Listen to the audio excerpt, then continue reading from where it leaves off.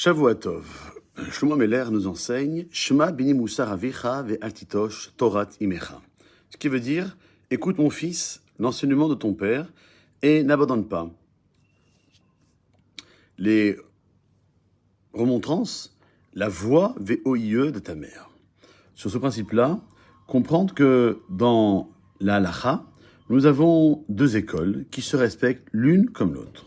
L'école du Beit Yosef, Rabbi Yosef Karo, qui a écrit le Shulchan Arour à l'intention des communautés séfarades, et le Rama, Rabbi Moshe Isserles, qui a rajouté, donc, avec l'autorisation de Rabbi Yosef Karo,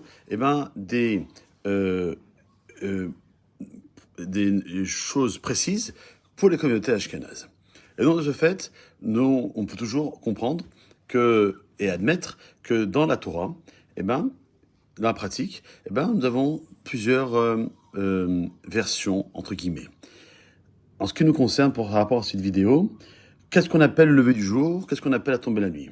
D'après Rabbi Yosef Karo, le lever du jour se déroule 72 minutes variables avant le lever du soleil.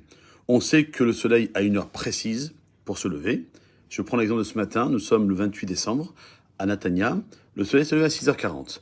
1h12, c'est pas 1h12 à la montre, c'est 1h12 variable. En été, c'est plus qu'1h12, et en hiver, c'est un peu moins que 1h12. Et donc le jour, ce matin, s'est levé à 5h40 pour être plus précis. La tombée la nuit, c'est quoi? C'est lorsque le soleil disparaît du champ du globe terrestre.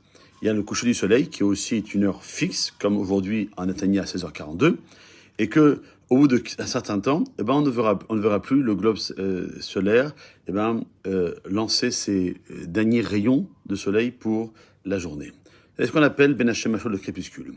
Pour les communautés séfarades, c'est ce qu'on appelle donc l'appel du muezzin, qui se faisait dans ces pays d'Afrique du Nord, entre autres, et même Moyen et Proche-Orient, et donc qui est calculé que ça correspond à 13 minutes et demie aussi variables après le coucher du soleil. C'est la raison pour laquelle que vous trouverez deux horaires différents.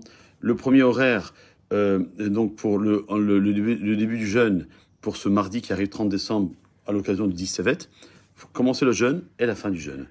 Les horaires que nous vous indiquons, c'est selon l'opinion du Shulchan Arour pour les communautés séfarades. Les horaires que vous trouverez ailleurs correspondent aux idées du Rama, des Rabbi Moshe Isserles pour les communautés ashkénazes. Voilà, il n'y a pas de différence, il y a juste chacun respecte ses coutumes et c'est comme cela que l'on doit agir ainsi. Passez une bonne journée.